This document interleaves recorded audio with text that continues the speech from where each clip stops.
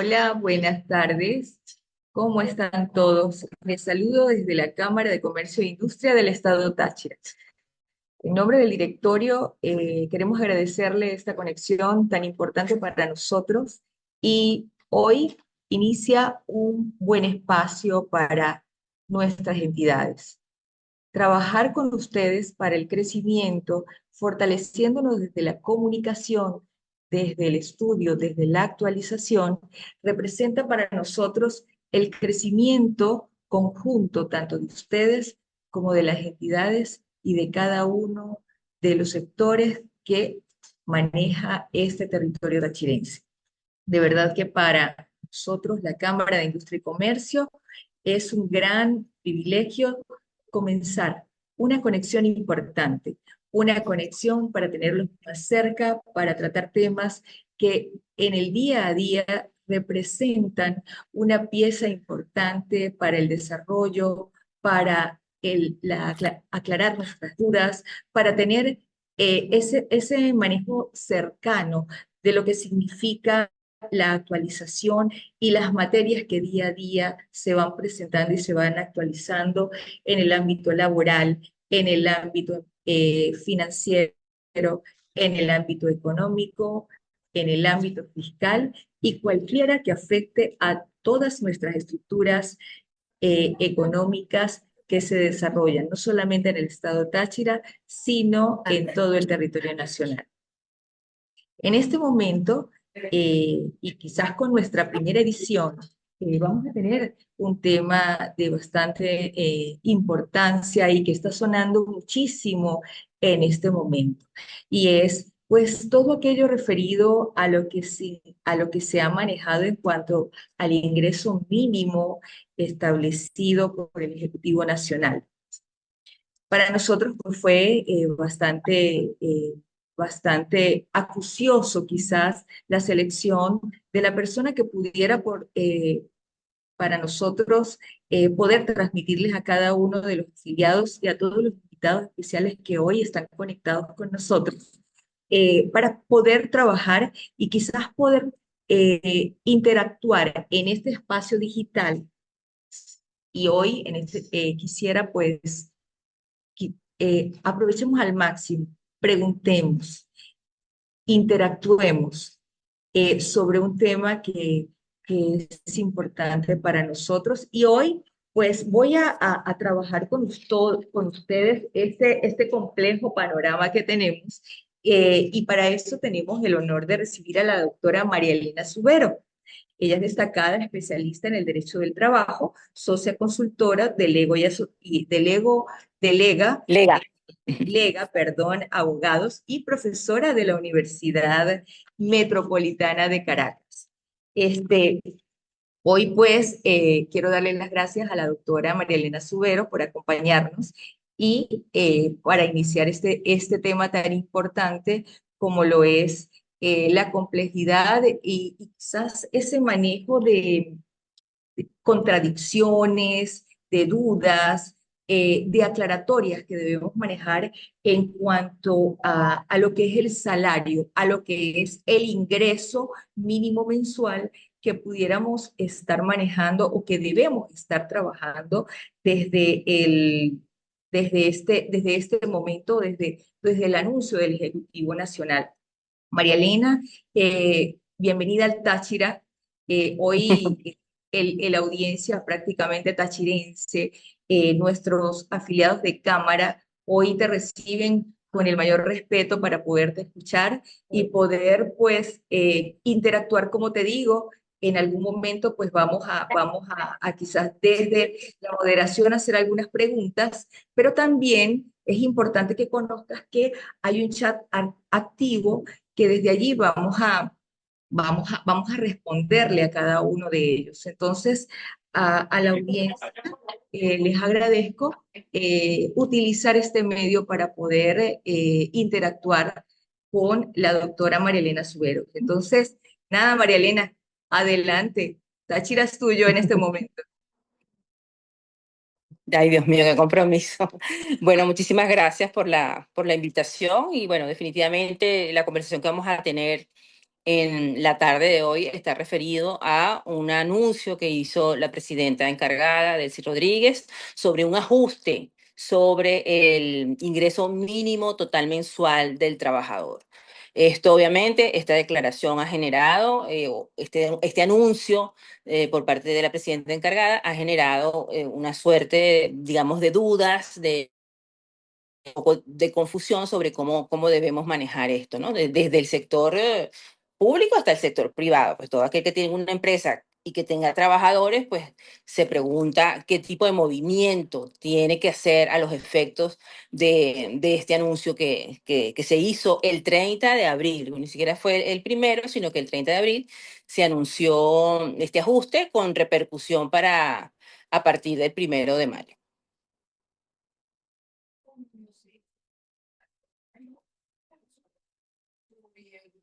No escucho. Ok, sí, sí, ya. Ok, Marilina.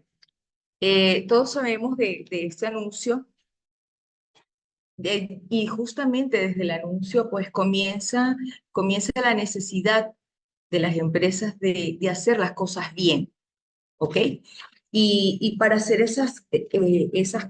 eh, esos movimientos que se refieren al salario, este, pues generalmente la administración de las compañías necesitan tener definidos quizás todos los parámetros para poder manejar el salario como tal, inclusive transmitirle a su personal de forma correcta cuál es el movimiento que ha ocurrido allí. Porque es que desde que se venía manejando el anuncio de que se iba a aumentar el salario, que se iba a aumentar el sueldo mínimo, pues se forma un escenario quizás un poquito complejo, ¿no? Porque todos sabemos que el salario es un tema muy sensible, tanto para los empresarios como pues para los trabajadores, ¿no? Entonces, bueno, ya de allí yo creo que pudiéramos ir manejando quizás algunas preguntas importantes para ir comenzando a tratar de abrir un compás de conversación en este espacio digital. Y yo creo que lo primero que debemos manejar acá es lo que es el aspecto de diferenciar esta parte conceptual, ¿no? Entonces yo quisiera preguntarte, para sentar un poquito las bases, yo quisiera preguntarte si técnicamente existe una diferencia entre el salario y el ingreso mínimo integral según la normativa vigente. Bueno, el concepto de salario como tal está definido en el artículo 104 de la Ley Orgánica del Trabajo, los trabajadores y trabajadoras, y ahí se habla de que, bueno, el salario es la retribución que recibe el trabajador por la prestación de los servicios, el efecto, es la consecuencia de una actividad que despliegue el trabajador como tal. El salario bajo esa conceptualización tiene también el carácter de ser un salario base de cálculo, cuando ya es repetitivo, que es lo que llamamos salario normal, cuando es regular y permanente, que sirve de base para determinar los beneficios laborales mínimos de la ley, que son las vacaciones, el bono vacacional, las utilidades, las prestaciones sociales, etcétera, ¿no? Entonces, digamos que allí a grosso modo está delimitado el concepto, digamos, de salario en ese sentido amplio. Y ahora cuando hablan del ingreso mínimo integral y además le agregan indexado, eso está referido a que no que yo voy a tomar en cuenta únicamente, no voy a tomar en cuenta, digamos, el salario como tal, sino el conjunto de remuneraciones que reciba el trabajador en el mes. Entonces ahí puede estar incluido algunas bonificaciones de carácter no salarial, el llamado cesta ticket, digamos que eso constituye o arroja un número y ese número es el ingreso total mensual del trabajador. Si sacamos la cuenta, vemos que en el esquema anterior se tenía establecido que en el esquema del sector público la gente devengaba $40 indexados por concepto de cesta ticket y un llamado bono de guerra equivalente a 150, ¿no? Todo eso arrojaba un total de $190. Con este ajuste que anuncia la presidenta encargada, lo que hace es que se lleva ese bono de guerra en lugar de 150 se lleva a 200, quedando el salario, perdón, quedando el ingreso total mensual del trabajador en 240, que ese es realmente el efecto del anuncio que se hizo el 30 de abril a través de una locución vía televisiva, en donde se dijo que, bueno, que el salario mínimo integral pasó a el ajuste que se hizo a 240 dólares mensuales, pero integrado por estos factores que le estoy comentando, el cesta ticket y el bono de guerra, que pasó de 150 a 200, que en conclusión, lo que realmente se manejó allí fue, o se ajustó o se aumentó, fue el bono de guerra, porque antes estaba en 150 y lo pasó a 200, más los 40 del cesta ticket, todo eso arroja un ingreso mínimo mensual de 240. Fíjate que no se está tomando en cuenta en este concepto eh, bases salariales o el salario normal del trabajador, porque el salario mínimo sigue siendo 130 bolívares, que representan ahorita más o menos 0.55 centavos de dólar. Eso quedó, digamos, de esa manera, y lo que se abocó a hacer con esta declaración, lo que se abocó a hacer el Ejecutivo fue ajustar las asignaciones no salariales para tratar de darle, digamos, un respiro a los trabajadores con este ajuste. ¿Que corresponde al sector público hacerlo? Sí, el sector público, eh, recuerda que el Estado es el mayor empleador del país, debe tener alrededor de 4 o 5 millones de trabajadores, y entonces ellos tienen ese ingreso mínimo mensual, debe ajustarlo conforme a estos parámetros, y además se exhorta al sector privado a que también haga ese movimiento en los casos que así lo amerite, porque el, en el mismo acuerdo que suscribió los sindicatos con la representación empresarial más el Estado, se llegó, digamos, a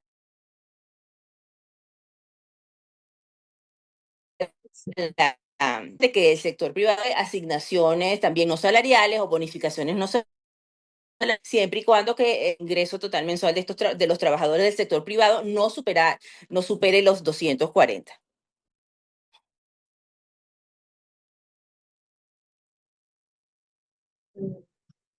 Ok, perfecto. Entonces estamos claros acá en cuanto a, no hubo ningún movimiento en cuanto al salario mínimo, ¿verdad? Eso debemos, Correcto. de acuerdo a lo que maneja nuestra ponente, no hay ningún movimiento del salario mínimo, sino existe el movimiento del salario, del ingreso mensual, ¿ok?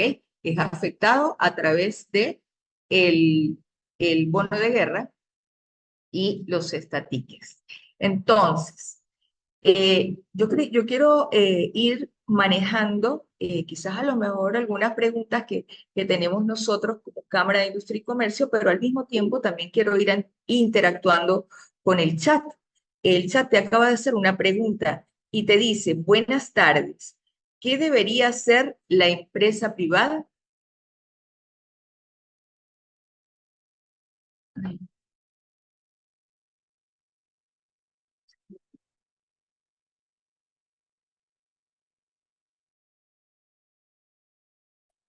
Sí, ¿me escuchas? sí, te escucho, te escucho. No sé si me escuchaste. Pasa que se quedó como congelada la imagen, entonces no sé.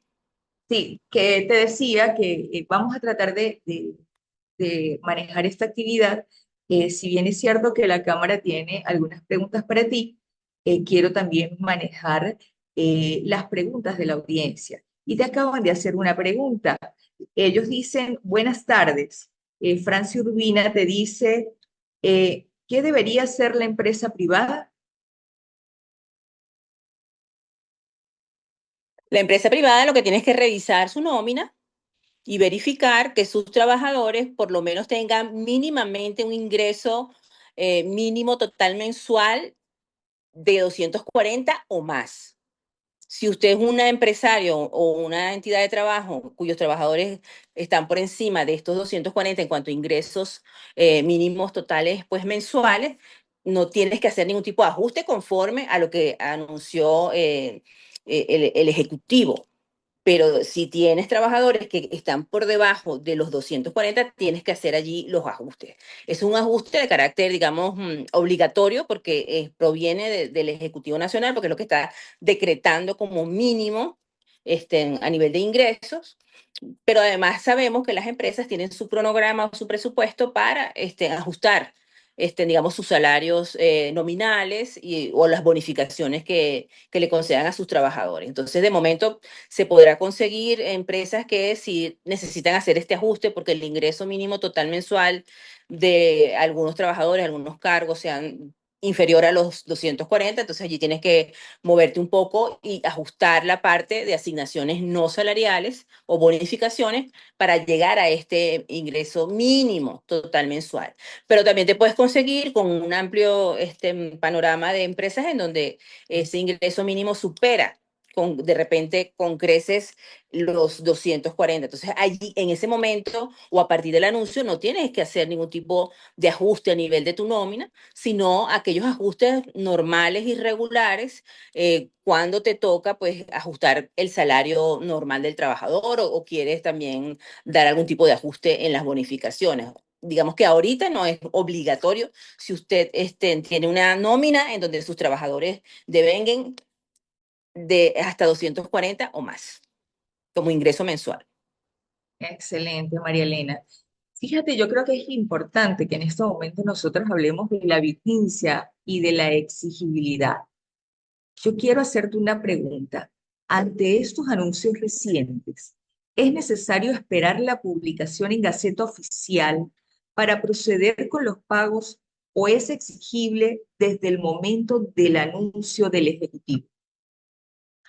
Sí, mi opinión es que es exigible a partir del anuncio del Ejecutivo, porque o sea, es un anuncio en donde está estableciendo pues una obligatoriedad que se debe cumplir por parte del sector público y sector privado. Yo digo que esperar la Gaceta sería algo inoficioso porque todavía, por ejemplo, estamos esperando la Gaceta de la declaratoria del día feriado. ¿Te acuerdas cuando ganó Venezuela el tema del béisbol? Sí, Y no, digamos, fue con un anuncio, con una publicación a través de Instagram que hizo la encargada del Poder Ejecutivo, en que se estableció ese día como feriado, es decir, como no laborable. Entonces, bajo esa misma tónica y así otras declaraciones o anuncios que se han hecho, pues se han venido, digamos, aplicando al pie de la letra a partir del momento del anuncio como tal. Entonces, yo diría en este caso que no hace falta la publicación en Gaceta. Yo aplicaría de una vez pues lo que es los 240 como ingreso mínimo mensual de los trabajadores. Y bueno, si usted es de la otra tendencia que va a esperar la Gaceta, bueno, tendrá que hacer el pago retroactivo, ¿ok? El pago retroactivo una vez usted tenga la constancia de la Gaceta como tal, pero deberá que decir aquí que tienes que esperar una Gaceta, de la publicación en Gaceta Oficial a estas alturas o a estos momentos que estamos viviendo, en donde la parte tecnológica también está jugando un papel muy fuerte, porque este no es el único anuncio que se ha hecho a través digamos, de los medios televisivos o a través de Instagram, sino que también tenemos antecedentes como, por ejemplo, el Cesta Ticket indexado cuando salió la ley en donde hablaban de cuánto era ese estatique, aparecía que eran 1.000 bolívares. Pero ya después, a través de unas declaraciones del ministro del Trabajo, él, digamos, le dio una ampliación a la interpretación de esto y dijo, no, bueno, son $40 y que tienen que ser indexados al momento, a tasa del Banco Central de Venezuela, una vez que hagas el pago. Entonces, pienso que no debemos tener tampoco un carácter cerrado con este tema. Ya esto es un hecho, y creo que lo único que está pendiente por salir publicado a nivel del sector público son estas escalas salariales a las cuales se les va a dar prioridad desde el punto de vista del sector público, como es el tema de salud, educación primaria y secundaria, policías y militares, que fue un poco lo que también dijo el ministro, en que se van a establecer unas escalas y unas asignaciones igual de carácter no salarial, especialmente para estos rubros de trabajadores, bueno, que no tenemos por qué entender que lo vamos a aplicar nosotros en el sector privado. Habría que ver cómo viene. Esa es la única publicación que en mi criterio hay que esperar para que se ejecuten esos ajustes, ¿no? Pero el ajuste en general, como sí, que es el de 240, bueno, definitivamente hay que aplicarlo y se aplicaría a partir del momento en que se anunció. Excelente, excelente. Bueno, creo que acá, Karina Delgado, creo que queda despejada tu duda con la aclaratoria que hace la doctora en referencia donde dice es obligatorio aún cuando no existe decreto publicado. Bueno, ya Es obligatorio. María Elena lo acaba de manejar, lo aclara muy bien y bueno, la historia quizás Sí, reciente de el manejo de esta materia dice que debemos aplicarlo de manera inmediata, ¿no? También por acá hablan dice Natalie Torres, buenas tardes. Ese ajuste para llegar a los $240 se recomienda hacer a través del salario del Cesta Ticket o de bonos no salariales. en este acuerdo que se suscribió entre la representación sindical, el ejecutivo y la representación de los empresarios, se quedó claro que cualquier ajuste que se fuese a hacer tendría que ser sobre las bonificaciones o asignaciones no salariales, que no es el momento y quedando incólume el Cesta Ticket que sigue estando en 140, perdón, en 40. Lo único que se va a mover aquí es el tema de aquellas bonificaciones o asignaciones no salariales.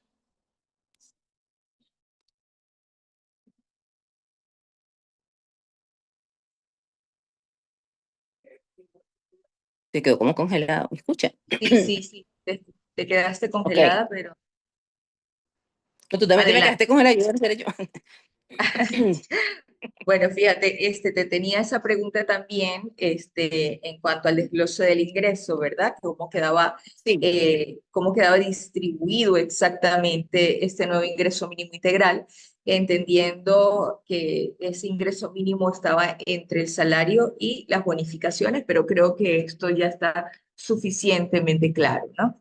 correcto. Eh, por acá tengo otra pregunta del chat. Olga Vivas nos hace la siguiente pregunta.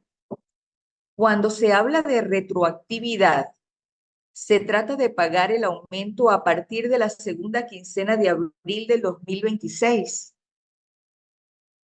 No, cuando hablamos de retroactividad, hablamos de aplicar los efectos del anuncio hacia atrás, porque tenemos la tradición de que siempre el 1 de mayo se hacía un anuncio de ajuste del salario mínimo, pero esta vez hicieron el anuncio el 30 de abril. Aquí no hay aplicación retroactiva, sino que a partir del 30 de abril se va a tomar en cuenta que el nuevo ingreso de los trabajadores va a ser de $240. Correcto. Bien.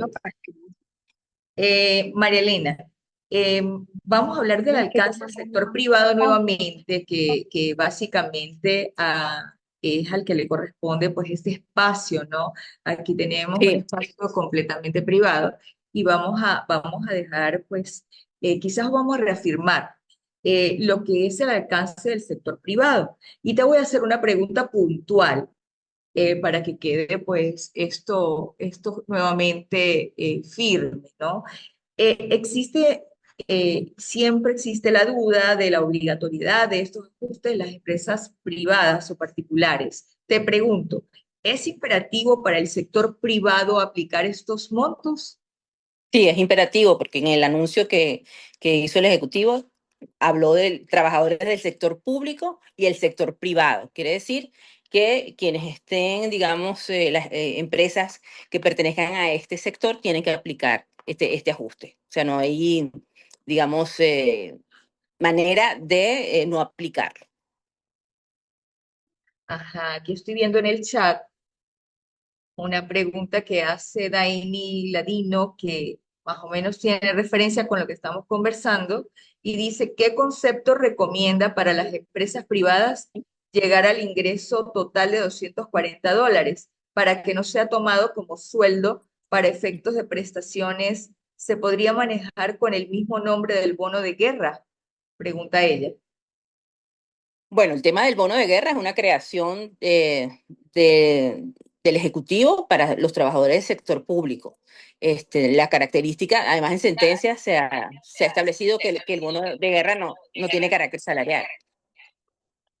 Pero desde el ámbito del sector privado, usted puede reconocer a sus trabajadores asignaciones que no tengan carácter pues salarial. No necesariamente la tenemos que llamar bonificaciones. Por ejemplo, está el tema de que usted puede otorgar a los trabajadores subsidios para mejorar su calidad de vida a través, obviamente, de un convenio que suscriban, etcétera, y bajo el cumplimiento de determinados parámetros para que, en definitiva, esa asignación no tenga ese carácter salarial. Es decir, la cuestión no es ponerle un nombre a la asignación, sino que aquí aplica lo que es la primacía de la realidad ante las formas o apariencias. Es decir, si usted va a aplicar una asignación no salarial, eh, tiene que en la vida real tener esos matices o esos tintes de que se trata de una percepción que no tiene ese carácter. Entonces, dicho esto, usted puede pagar asignaciones, otorgarle a sus trabajadores asignaciones no salariales, eh, por ejemplo, bajo esta forma que le estoy comentando, de subsidio, en donde usted desmarque las características típicas del salario. Desmarque quiere decir que no se vean reflejadas en el convenio y en la forma en que realmente lo reconozcan. Por ejemplo, que usted lo pague un día diferente al día en que paga el salario, que únicamente sea procedente el pago de esta asignación no salarial o subsidio mientras esté vigente la relación laboral, de manera que si no está vigente en determinada fecha, pues no se aplica. Es darle como que esa vida en la realidad de esa asignación no salarial.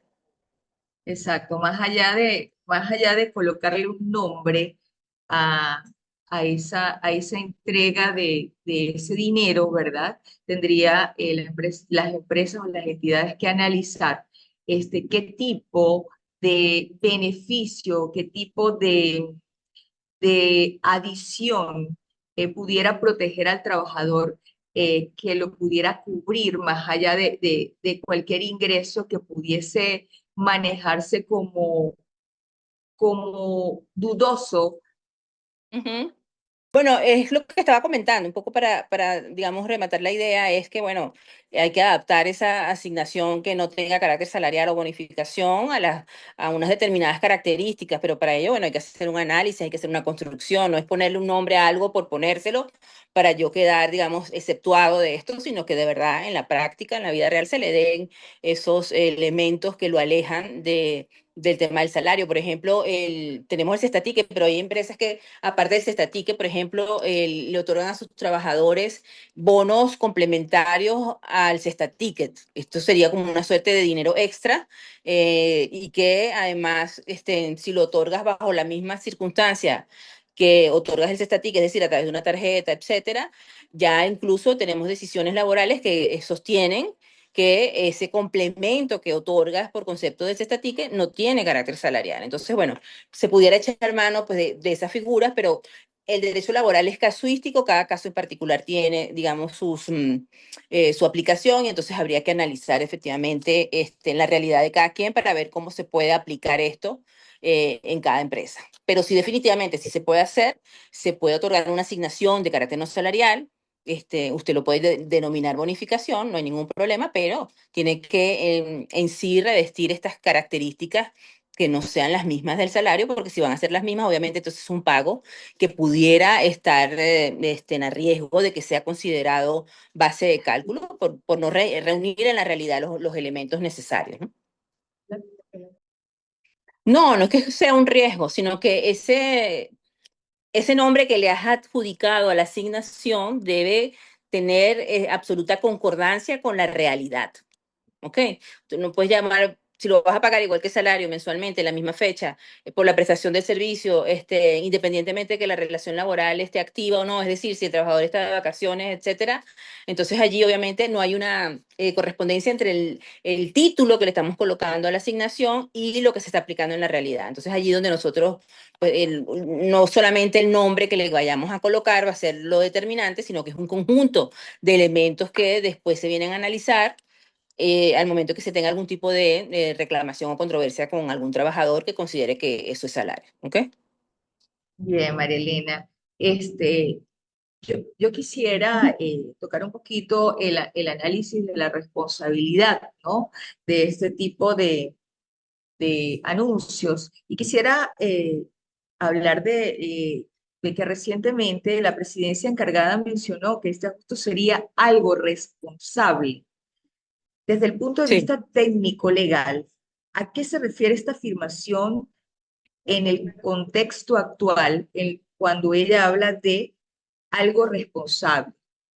Sí, en este, bueno, vista el resultado de lo que fue el anuncio y lo que ya ella había comentado de que tenía que ser responsable, yo lo vinculo exactamente con el número de trabajadores que tiene el sector público, que como te dije, creo que están entre 5 o 6 millones de trabajadores, y el tema de las prestaciones sociales, en donde tú tienes que utilizar el último salario devengado por el trabajador y aplicarlo de manera retroactiva para hacer el pago de estas prestaciones una vez que termina la relación laboral.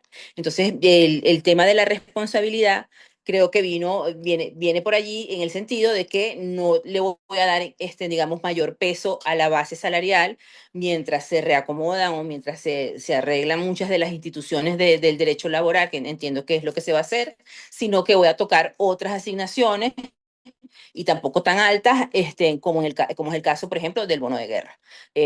Yo no pertenezco al sector político, obviamente, del Ejecutivo, pero luce como una decisión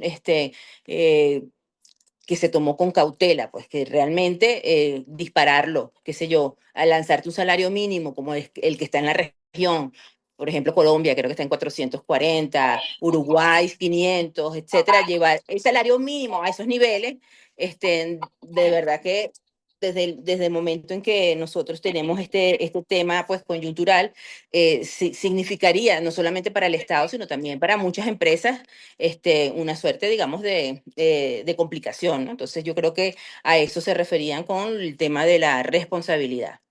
Porque además de eso, ¿me escuchan? Además de eso, no solamente el tema del salario mínimo o el salario Sí. base, sino también que hay un tema económico que además de eso, no solamente el tema del salario mínimo o el salario base, sino también que hay un tema económico.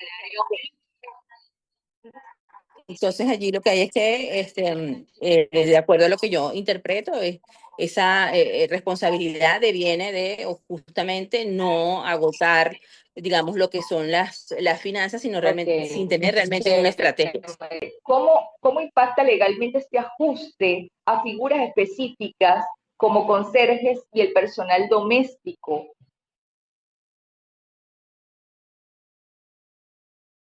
Sí, correcto, pero en cuanto al, por ejemplo, el personal doméstico y el personal encargado de lo que son las edificaciones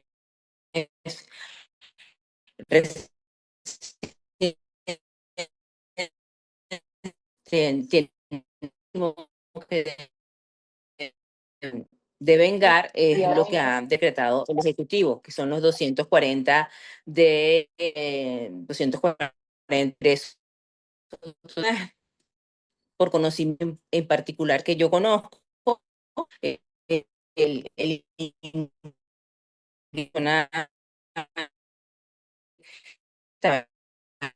mensual. Entonces lo que hizo es por ejemplo, 140. De prestaciones sociales y otros beneficios al día de hoy en Venezuela.